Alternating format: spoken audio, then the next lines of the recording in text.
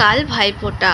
Bhaiphonta special যদি ভাইদের এমনভাবে মাটন রান্না করে খাওয়াও, সত্যি বলছি তারা কখনো ভুলতে পারবে না। স্পেশাল ডেতে একটু স্পেশালভাবে মাটন রান্না করা যাক। আলু প্রথমেই আমি 2 টুকরো করে নিয়েছি, যেহেতু মাটনের আলু তো বড় বড় দিতেই হবে।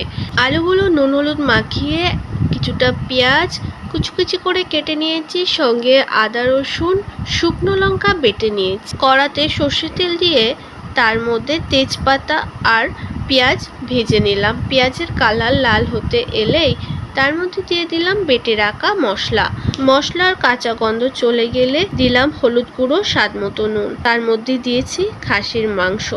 বেশ খানিকক্ষণ কষিয়ে চাপা দিয়ে 10 থেকে 20 মিনিট আমি কষিয়ে নিয়েছি। খাসির মাংস যত ভালো কষানো যাবে ততই কিন্তু তার টেস্ট ভালো হবে।